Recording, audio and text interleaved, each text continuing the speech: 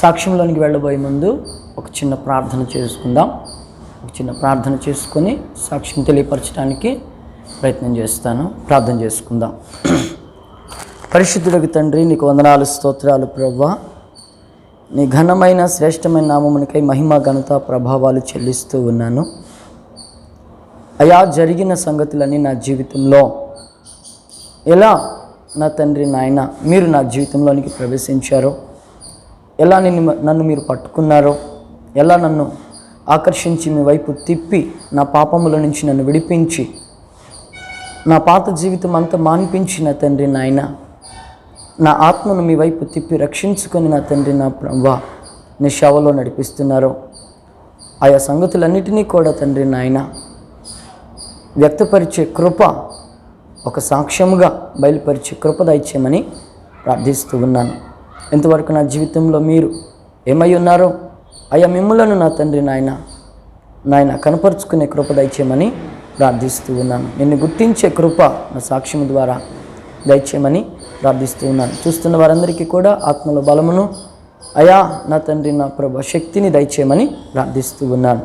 మహిమ, ఘనత, ప్రభావాలు చెల్లిస్తూ యేసుక్రీస్తు నామం పేరిట ఇచ్చిన ప్రార్థన విడిచినాము తండ్రి, ఆమేన్. ప్రియులారా, మీ అందరికీ ప్రభు యేసుక్రీస్తు నామంలో వందనాలు తెలియపరుస్తూ ఉన్నాను. మరి యేసు ప్రభువుని గుర్తెరిగిన బిడ్డలందరూ కూడా మరి నన్ను హేబేలుగా పిలుస్తూ ఉంటారు. క్రితం నా పేరు వేసం నాగరాజు అని పిలిచేవాళ్ళు, సింపుల్గా నాగరాజు అని అనేవాళ్ళు. మరి యేసు ప్రభు గుర్తించి నా ఆత్మను నా పాపముల నుంచి విడిపించి మరి హేబేలు నామకరణం చేసి హేబేలుగా ఆయనే మరి గుర్తించాడు. అది నేను నుంచి నా పేరు క్రొత్త పేరుతో మరి పిలువబడడం జరుగుతూ ఉంది. మంచిది ప్రియులారా, నా సాక్ష్యం అంతా కూడా మరి కొంచెంలో వ్యక్తపరచడానికి నేను ప్రయత్నిస్తాను. సహజంగా మాది అనిల కుటుంబం, విగ్రహారాధన కుటుంబంలో నేను జన్మించాను. మరి తల్లిగారు నన్ను తీసుకువెళ్ళి మరి ఏఎంజీలో జాయిన్ చేశారు. 1వ తరగతి అక్కడే చదువుకున్నాను. అక్కడే నాకు సండే స్కూల్ లెసన్స్, చిన్న చిన్న కంటత వాక్యాలన్నీ కూడా నేను వింటూ ఉండేవాడిని. అక్కడే సండే స్కూల్లో అన్ని విషయాలు కూడా చెప్తూ ఉండేవాళ్ళు. అలా యేసు ప్రభు గురించి కొంత తెలుసుకుంటూ ఉన్నాను. నా చిన్నతనం 1వ తరగతి చదివేటప్పుడు అన్నమాట. మంచిది, ఆ దినాల్లో అలా జీవిస్తూ ఉన్నాను. ఒకరోజు ఏఎంజీలో నుంచి పారిపోతూ వచ్చాను, రోడ్డు మీదకి వచ్చాను.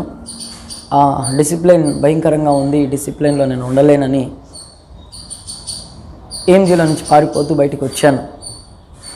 అలాంటి టైంలో రోడ్డు మీద నడుస్తూ ఉన్నప్పుడు ఇంటికి వస్తున్న టైంలో ఒక శబ్ద యంత్రం నుండి మైక్లో నుంచి ఒక సేవకుడు వాక్యం చెప్పటం నేను గమనించాను. ఆ వాక్యంలో సేవకుడు ఏం చెప్తున్నాడంటే, తోమా గారి గురించి యేసు ప్రభు మరి చెప్తున్నటువంటి మాటలో ఆయన వివరిస్తూ ఉన్నాడు. బైబిల్ గ్రంథంలో మరి యోహాను సువార్తలో 20వ అధ్యాయంలో ఆ మాట మనకు కనిపిస్తుంది. బైబిల్ గ్రంథంలో నుంచి ఆ మాట నేను మీకు చూపిస్తాను.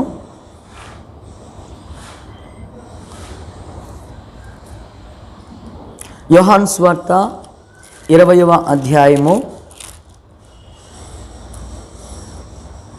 29వ వచనం. యేసు, నీవు నన్ను చూచి నమ్మితివి, చూడక నమ్మిన వారు ధన్యులని అతనితో చెప్పెను. మంచిది ప్రియులారా, ఈ వాక్యము మరి నా చెవుల్లో పడింది. నా చెవుల్లో పడినప్పుడు నాకు తెలియకుండానే నేను కూడా నిన్ను నమ్ముతున్నాను ప్రభా, నేను కూడా నిన్ను నమ్ముతున్నానని నాకు తెలియకుండానే నా ఆత్మ నాలో ఒక ఆలోచనని స్థిరపరిచింది. అది క్రమేపీ పెరుగుతూ నాకు తెలియకుండానే నాలో అది బలపడుతూ వచ్చింది. కొద్ది రోజుల తర్వాత వాక్యం చదువుతున్నప్పుడు మరి వాక్యం వింటూ ఉన్నప్పుడు అది విశ్వాసం అని నాకు తెలియకుండానే దేవుడు నా లోపల విశ్వాసపు విత్తనాన్ని నాటాడని అది తర్వాత తెలియపరచబడటం జరిగింది. సరే, చదువుకుంటూ ఉన్నాను. ఇంచుమించు 10వ తరగతి దాకా, 6 నుంచి 10వ తరగతి దాకా ఒక స్కూల్లో, మరి 3 నుంచి 5 దాకా ఒక స్కూల్లో, నేను చదివిన స్కూల్లో 1 to 10 క్లాసెస్, అంటే 1 to 10 అనమాట, 10 తరగతులు కూడా అదే స్కూల్లో ఉన్నాయి. ఆ తర్వాత అది డివియేట్ అయింది. అదే స్కూల్లో దాదాపుగా నేను బహుశా 4వ తరగతి నుంచి బహుశా కంటిన్యూషన్గా చదివినట్లుగా నాకు త్రిచాలుగా గుర్తుంది. సో 10వ తరగతికి వచ్చేటప్పటికి నా క్యాస్ట్ సర్టిఫికేట్ విషయంలో BCA అయితే BCDగా అది పడింది. మరి వాస్తవానికి BCA ఒక లెటర్ చేంజ్ అవ్వడంతో నేను ఆ సర్టిఫికేట్ ఎట్లయినా మరలా సరి చేసుకోవాలని, అది మరలా సరి చేసుకోవాలని చెప్పి నేను MRO ఆఫీస్లో అక్కడ తిరగడం జరుగుతూ ఉంది. అక్కడ MRO ఆఫీస్ అనుపక్క ఒక ఫాస్టర్ గారు కాగితాలు రాస్తూ ఉండేవాడు. మరి రేషన్ కార్డుల గురించి బహుశా MRO ఆఫీస్లో, అంటే మీ సేవ కంటే ముందు మన సర్వీసెస్ అన్నీ కూడా MRO ఆఫీస్కి లింకప్ అయి ఉండేవి. ఆ దినాల్లో మరి ఆ సేవకుడు మరి వచ్చుతున్న జనాలందరూ కూడా కాగితాలు రాసి పెడుతూ, ఎవరికైనా మరి ఈ రేషన్ కార్డులకు సంబంధించి కానీ, క్యాస్ట్కి కానీ, ఇన్కమ్ కానీ, ఆధార్ ఇవన్నీ కూడా దాదాపుగా ఆయన రాస్తూ వాటికి సహాయకారం అందిస్తూ ఉంటే వచ్చిన వాళ్ళు ఎంతో కొంత కాగితాలు రాసినందుకు ఆయనకి ఇస్తూ ఉండేవాళ్ళు. నాకు కూడా నేను నా సర్టిఫికేట్ సరి చేయించుకోవడానికి అక్కడే దాదాపు కొద్ది నెలలు, సంవత్సరం లోపే దాదాపు కొద్ది నెలలు నేను అక్కడే గడిపాను. అధికారులు రాకపోవటం, నన్ను పట్టించుకోకపోవటం, నేను ఎలా చేయాలో నాకు తెలియకపోవటం, వాటికి సంబంధించిన సహకారం ఎవరు అందిస్తారు, ఎవరిని కలవాలి, ఏ రోజు ఎట్టి కలవాలి, ఎవరిని కలవాలి, మరి ఈ సంగతులన్నీ కూడా నాకు తెలియకపోవటం. నేను ఈ కాగితాలు రాసే వ్యక్తి దగ్గరికి వెళ్ళి, మరి అయా నాకు ఇట్లా కావాలి, నా పరిస్థితి ఇది, నా సర్టిఫికేట్ ఇలా చేంజ్ అయినాయి, మరి రాంగ్ జరిగింది, నేను వాటిని సరి చేసుకోవాలి, ఎట్లా చేయాలన్నప్పుడు మరి ఆ ఫాస్ట్ గారు నాకు తెలియపరుస్తూ ఉండేవాడు. ఏ రోజు ఎవరిని కలవాలి, ఏ రోజు ఎవరిని సంప్రదించాలి, మరి ఇవన్నీ కూడా నాకు వివరిస్తూ ఉండేవాడు. ఇంచుమించు నా సర్టిఫికెట్ మొత్తం సరిచేయబట్టడానికి కొద్ది నెలల ప్రయాణం ఆయనతో సహవాసం కొనసాగింది. అట్లా ఆయన సేవకుడని, ఆయన యేసుప్రభు గురించి చెప్తాడని, ఆయన యేసుప్రభు గురించి సేవ చేస్తున్న ఒక సేవకుడని ఆ తర్వాతి కాలంలో నాకు తెలిసింది. విశేషమంటే ప్రియులారా, ఆయన బైబిల్ క్లాసులు స్టార్ట్ చేయాలనుకుంటున్నాడు. అదే టైంలో నేను బాగా సన్నిహితంగా, అంటే ఈ సర్టిఫికేట్ విషయంలో నాకు సేవకుడికి ఇట్లా కొంతకాలం ప్రయాణం జరిగింది. ఒక మాట అడిగాడు, అయ్యా నేను ఇట్లా బైబిల్ క్లాసెస్ కండక్ట్ చేస్తున్నాను, మీరు వస్తారా అన్నాడు. వస్తాను ఫాస్టర్ గారు అన్నాను. ఇక అట్లా ఆయన బైబిల్ క్లాసెస్ కండక్ట్ చేయటం, ఫస్ట్ స్టూడెంట్గా నేను వెళ్ళటం, అట్లా బైబిల్ గురించి తెలుసుకోవటం, ఫాస్టర్ గారు చెప్తున్న సంగతులన్నీ చక్కగా వినటం, ఇవన్నీ కూడా నాకు తెలియకుండానే అలవర్చబడ్డాయి. సో వాక్యం వింటున్నాను, క్లాసెస్ వింటున్నాను, అయితే నాలో తెలియని సందేహాలు, అనుమానాలు ఇవన్నీ కూడా ఏర్పడుతూ ఉండేవి. సేవకుని విసిగిస్తూ ఉండేవాడిని బాగా, అంటే డౌట్స్తో బాగా విసిగిస్తూ ఉండేవాడిని. ఆయన చాలా ప్రేమమూర్తి, చాలా సాత్వికుడు, ఇంకా చెప్పాలంటే మంచి మృదువైన స్వభావం కలిగిన వ్యక్తి. అట్లాంటి ఆయన నా జీవితంలో దాదాపుగా చెబుతూనే క్లాసెస్ వ్యక్తపరుస్తూనే చెప్తూ వచ్చాడు. అయితే నేను పట్టబడిన సంఘము కొన్ని సిద్ధాంతాలతో నింపబడి ఉంది. నేను పట్టబడిన ఆ సంఘము కొన్ని కొన్ని క్రైస్తవ సిద్ధాంతాలతో నింపబడి ఉంది. అయితే అప్పుడే పట్టబడ్డాను, బైబిల్ క్లాసెస్కి వెళ్తూ ఉన్నాను, ఇట్లా జరుగుతూ ఉంది, వాక్యం వింటూ ఉన్నాను. అయితే నాకు తెలియని కొన్ని అనుమానాలు, కొన్ని సందేహాలు ఇవన్నీ కూడా నాలో ఏర్పడుతూ ఉండేవి. ఇంచుమించు నా సమయం అంతా కూడా నేను ఇవి ఆలోచించుకొని వీటికి సమాధానాలు ఎవరు చెప్తారు, ఎట్లా అని నాకు తెలియనట్టు ఒక చింతన ఏర్పడుతూ ఉండేది. వ్యక్తులతో ఎక్కువగా మాట్లాడేవాడిని కాదు. మరి నన్ను చూస్తున్న ప్రజలు ఏమనుకుంటూ ఉండేవాళ్ళు కూడా నాకు తెలియదు. కానీ నేను ఎక్కువగా ఇట్లా చింతన చేస్తూ ఉండేవాడిని. సరే 10వ తరగతి అయిపోయింది, ఇంటర్మీడియట్ ఫస్ట్ ఇయర్ జాయిన్ అవుదామని కాలేజీకి రీచ్ అయ్యాను. అప్పటికి క్లాసెస్ అన్నీ ముందుకు వెళ్ళిపోయినాయి. మరి బీసీ కోటా కింద డిఆర్డిఏ పథకంలో నాకు సీట్ రావటం జరిగింది. అయితే మరి ఏం జరిగిందో నాకు తెలియదు ప్రియులారా. డిఆర్డీ ఆఫీస్ని రీచ్ అయ్యాము, ఫస్ట్ లిస్ట్లో నా పేరు ఇచ్చారు. ఆ తర్వాత కాలంలో మరలా మేము వెళ్ళి ఫైనల్ లిస్ట్లో మీ పేరు ఇస్తాం రండి అని అంటే, ఆ తర్వాత మా ముగ్గురు పేర్లు అందులో లేవు. అది మానసికంగా నన్ను క్షోభకు గురి చేసింది. అట్లా కొన్ని నెలలు నాకు కాలేజ్కి వెళ్ళలేకపోయాను. తర్వాత కాలంలో నేను కాలేజ్కి రీచ్ అయ్యేటప్పటికి వాళ్ళు క్లాసెస్కి ముందుకు వెళ్ళిపోయారు. నేను వాస్తవానికి మ్యాథ్స్లో వీకు, కానీ 10th క్లాస్లో 10వ తరగతికి ఎగ్జామ్స్ కల్లా 10వ తరగతి ఎగ్జామ్స్లో 70 మార్కులు వచ్చినాయి. అవి ఎలా వచ్చాయో నాకు తెలీదు, ప్రభు ఇచ్చిన మార్కులేనని నేను నమ్ముతున్నాను ప్రియులారా. సరే, ఆలోచనలో పడ్డాను, ఏం చేద్దాం, మ్యాథ్స్లో వీక్గా ఉన్నాను, ఏమొచ్చో అని ఆలోచన చేశాను. జ్ఞాపకం వచ్చింది, దేవుడు గుర్తు చేస్తున్నాడు. నాకు ఎలక్ట్రానిక్స్ అంటే కొంచెం పిచ్చి ఉంది. చిన్నప్పటి నుంచి 6th క్లాస్లోనే నాకు బహుశా గుర్తుండాలి, 6th క్లాస్లోనే నేను షోల్డరింగ్ ఐరన్ కొనుక్కున్నాను. ఆ ఎలక్ట్రానిక్స్ అంటే తెలియని ఇంట్రెస్ట్, తెలియని ఇష్టం దాని మీద పెరిగిపోయి ఉంది. ఎక్కువగా వీటితో సహవాసం చేస్తూ ఉండేవాడిని.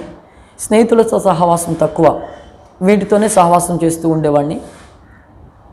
చిన్నప్పుడు మా అక్క నాకు వాక్మెన్ కొనిపెట్టింది.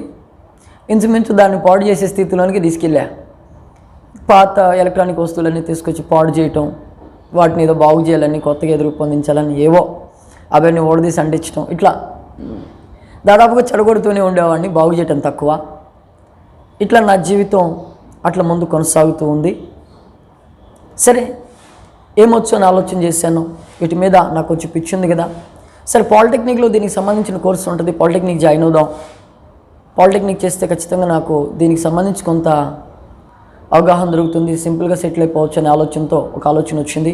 ఇంకొకటి ప్రధానమైన కారణం, దాంట్లో మ్యాథ్స్ ఉండదు, మ్యాథ్స్ సబ్జెక్ట్ అనేది ఉండదు, అక్కడ ఈ స్కిప్ అవుతుంది. నెక్స్ట్ నేను ఎలక్ట్రానిక్స్ ఉంది కాబట్టి అది సింపుల్గా అది నేర్చుకోవచ్చులే అని నేను అట్లా ఆలోచన చేశాను. తీరా ఏంటంటే పాలిటెక్నిక్ జాయిన్ అయిన తర్వాత అక్కడ మ్యాథ్స్ సబ్జెక్టులు దానిలో తొలగినాయి. దాదాపుగా అన్నీ పాస్ అయినా, ఒక 2 సబ్జెక్ట్స్ ఆగిపోయినాయి. అయితే దేవుడి మహాకృపను బట్టి తర్వాతి కాలంలో దేవుడి కృప, ఉచిత కృప వల్ల, మరి దేవుని సహాయం వల్ల రెండిట్లో నుంచి నేను బయటపడ్డాను. దేవుడే వాటన్నిటి నుంచి నన్ను బయట గట్టెక్కిచ్చాడని, విశ్వాసం ద్వారా అది జరిగిందని నేను నమ్ముతూ ఉన్నాను. అది దేవుడి కృపగా నేను భావిస్తూ ఉన్నాను. ఆ తర్వాతి కాలంలో ఇక ఫాస్ట్ గారు ఇట్లా పరిచయం అవటం, ఈ బైబిల్ క్లాసెస్ అవి చెప్పటం, నేను వింటూ ఉండటం, నాకు తెలియని ఆధ్యాత్మిక చింతన లోపల ఏర్పడటం, సందేహాలు నివృత్తి కాక ఎవరికీ చెప్పుకోలేక, సరే నా తల్లిదండ్రులతో వ్యక్తపరచుదామంటే, తల్లిగారితో వ్యక్తపరచుదామంటే ఈ విషయాలన్నీ కూడా బహుశా మేము హిందువుల కుటుంబం కాబట్టి అడగటం కొద్దిగా కష్టం. ఎందుకంటే తల్లిగారు ఒకటి ప్రభు గురించి నేను తెలుసుకున్న తర్వాత తల్లిగారు తెలుసుకున్నారు. మరి బంధువర్గాన్ని అడగాలన్నా వాళ్ళు హైందవులే నాకు తెలిసినంతవరకు. ఇట్లా నేను ఇదైపోతూ ఉండేవాడిని. ఇంటర్మీడియట్ జాయిన్ అయినప్పుడు క్లాసెస్ అన్ని ముందుకు వెళ్ళిపోయినాయి అని చెప్పాను కదా. ఆ టైంలో స్నేహితుడు పరిచయం అయ్యాడు. అతని ద్వారా కొంత తను వాక్యం ద్వారా నన్ను బలపరుస్తూ వచ్చాడు. తర్వాత పాలిటెక్నిక్ కాలంలో ఒక స్నేహితుడు పరిచయం అయ్యాడు. అతని ద్వారా కొన్ని విషయాలు నేను తెలుసుకున్నాను. ఒక మాట అడిగేవాడు, మాకు ఇట్లా ఒక రూమ్ ఉంది, మేమందరము విశ్వాసులము, మేమందరూ బ్రదర్సు, మాకు ఒక ఫెలోషిప్ ఉంది, మాకు ఒక బ్రదర్ ఉన్నాడు, లీడ్ చేస్తున్నాడు, చక్కగా ఉంటుంది, ప్రేయర్ఫుల్గా ఉంటుంది, ఇవన్నీ విషయాలు చెప్తూ ఉండేవాడు. అయితే అతని మాటలు నేను అంతగా లక్ష్య పెట్టలేదు. కానీ తర్వాతి కాలంలో దేవుడి మహాకృపను బట్టి అతని మాట నేను విన్నాను. ఒకరోజే వస్తాను, ఆ తర్వాత నేను రాను అని చెప్పేసి అన్నాను. అయితే ఆ రూమ్ని నేను రీచ్ అయ్యాను. రూమ్కి నేను వెళ్ళేటప్పటికి వాళ్ళందరూ ప్రార్థనలో ఉండి, ప్రార్థనాపూర్వకంగా ఉంటూ ఈ యేసు ప్రభు గురించి వినటం, అక్కడున్న బ్రదర్ ఇవన్నీ లీడ్ చేయటం, వాళ్ళందరికీ చెప్పటం, వాళ్ళని లీడ్ చేయటం, వాళ్ళు తరచుగా ప్రార్థనలో పాల్గొనటం, బలపడటం, విశ్వాసం, ఇవన్నీ కూడా అక్కడికి వెళ్ళిన తర్వాత నాకు కొన్ని విషయాలు తెలిసాయి.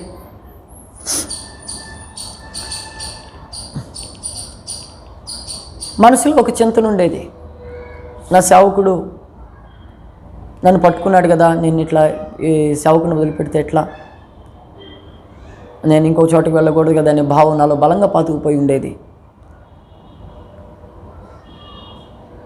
అయితే ప్రియులారా, కొద్ది దినాలు గడిచిన తర్వాత మాకు తెలీదు అవి క్రైస్తవ సిద్ధాంతాలని, అందులో కూడా కొన్ని మరి కొంచెము ఇబ్బందికరంగా, అంటే చిన్న చిన్న విషయాలను కూడా భారీగా చూపిస్తూ అవి అంత ప్రాముఖ్యమైనవిగా నాకు అంత కనిపించలేదు. మొదట నాకు అంత ప్రాముఖ్యంగా కనిపించినప్పటికీ కూడా వాక్య దృక్పథంతో చూసినప్పుడు నాకు అంత ప్రముఖంగా కనపడలేదు.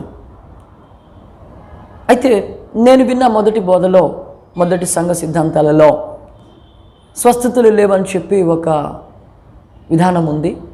నా తల్లిగారు యేసుప్రభు ద్వారా రక్షించబడింది. 7 దినాల్లో చనిపోవలసిన మనిషి 3 దినాల్లో యేసుప్రభు దర్శనం పొంది, యేసుప్రభు సాక్షాత్తు ప్రభు వచ్చి అమ్మని దర్శనంలో స్వస్థపరిచినట్లుగా అమ్మ సాక్ష్యం చెప్పటం, ఆమె స్వస్థపడటం, ఇవన్నీ కూడా నేను చూస్తూ ఉన్నాను. ఇక అప్పుడుతో నా మనస్సు ఇక ఆ సిద్ధాంతాల మీద నుంచి ఇక పూర్తిగా వెళ్ళిపోయింది. ఇక అప్పుడు సేవకుడితో నేను మాట్లాడాను, లేదయ్యా స్వస్థతలు ఉన్నాయి, అమ్మగారు బ్రతికారు. కాబట్టి ఇక నాకు అనిపించింది, తర్వాతి కాలంలో చూస్తూ ఉన్నాను. ప్రియులారా, నేను విమర్శించటం లేదు కానీ జరిగిన సంగతులు చెప్తూ ఉన్నాను, తీర్పు తీర్చడం లేదు కానీ నా వ్యక్తిగత జీవితంలో నేను అనుభవించిన ఆ వాక్యముల గురించి నేను అనుభవించిన చింతన మాత్రమే మీ ఎదుట నేను వ్యక్తపరుస్తున్నాను. ఇక అప్పుడు ఇట్లా ఈ ఈ సహోదరుడు పరిచయం అవటం, దాదాపు అక్కడున్న ఆ బ్రదరు నాకు ఈ విషయాలన్నీ కూడా వ్యక్తపరచటం, వాక్యాన్ని చూపిస్తూ వాక్యానుసారమైన సమాధానాలు చెప్పటం, ప్రతి వాక్యానికి కూడా మరి చక్కగా దాదాపుగా ఇంచుమించు సమాధానం అందించటం, ఏవి కూడా ఆయన వ్యక్తపరుస్తున్న వాక్యంలో ఆయన చెప్తున్న సమాధానాలలో నాకు సిద్ధాంతాలు కానీ ఇంకొక విధంగా కానీ విమర్శిస్తున్నట్లుగా కానీ తీర్పు తీర్చుతున్నట్లుగా కానీ నాకు అనిపించలేదు. దాదాపుగా వాక్యానుసారమైన సమాధానాలే నాకు అనిపించాయి. అందువల్ల నేను బలపడ్డాను, మొట్టమొదటి సంతోషపడ్డాను. ఇంకా చెప్పాలంటే నేను చాలా నా ఆత్మలో కృంగిపోయి ఉండగా, అంటే నాకు సరి అయిన ఆత్మానుసారమైన సమాధానాల కోసం వాక్యం యొక్క తృష్ణ కొరకు దేవుడు బహుశా సమాధానార్థంగా నాకు సహోదరుని ఇచ్చాడేమో అనిపించింది. తర్వాత కాలంలో ఆయన సేవకుడయ్యాడు. ఇంకా ఆ తర్వాత నేను మరి అదే సంఘంలో నేను బాప్తిజం తీసుకున్నాను. 2012లో నా బాప్తిజం అయ్యింది. మరి ఆ తర్వాత కూడా నేను వెళ్తున్న మొదటి సేవకుని కలిశాను. ఆయనతో కలిసి సన్నిహితంగా సహవాసం చేస్తూ ముందుకు ప్రయాణం చేశాను. అయితే సేవకుడికి చెప్పాను, అయ్యా నేను బాప్తిజం తీసుకున్నాను. అయితే ఆయన పాపం ఏమనలేదు, ఆయన సంతోషపడ్డాడు.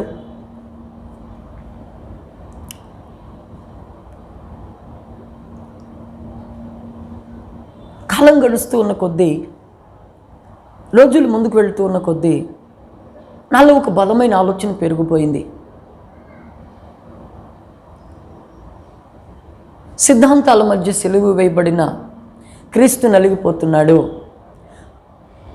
Yes, we have number of doctrines, we have lot of doctrines. మనకి చాలా రకాల సిద్ధాంతాలు ఉన్నాయి.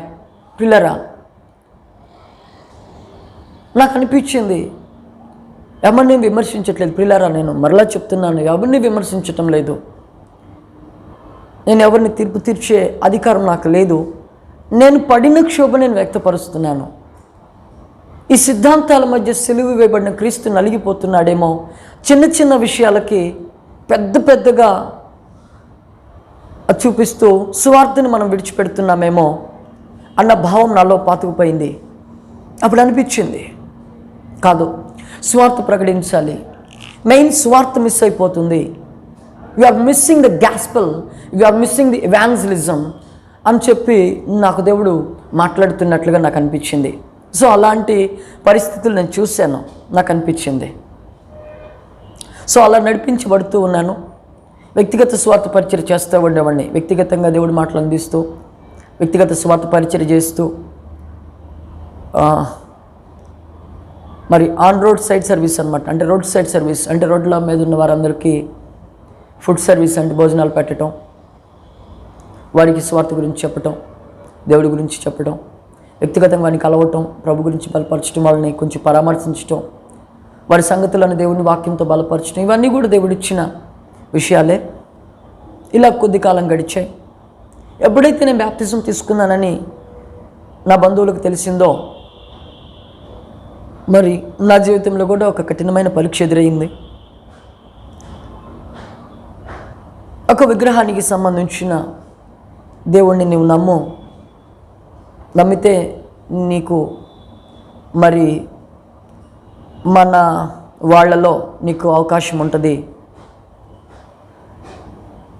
అంటే ఇండైరెక్ట్గా చెప్పాలంటే లైఫ్ ఉంటుంది అని కొన్ని విషయాలు ఆవిడ పరీక్షించారు. దేవుడే నాకు ఆ పరీక్ష పెట్టాడు. వాళ్ళు విమర్శించారని చెప్పను, కానీ వాళ్ళ ద్వారా నాకు ఆ పరీక్ష ఎదురయ్యింది. దేవుడు మహాకృపను బట్టి ఆ రోజు ఒక అద్భుత కార్యం జరిగింది. ఆ వాక్యాన్ని నేను మీ ముందు ఉంచడానికి నేను ఇష్టపడుతున్నాను.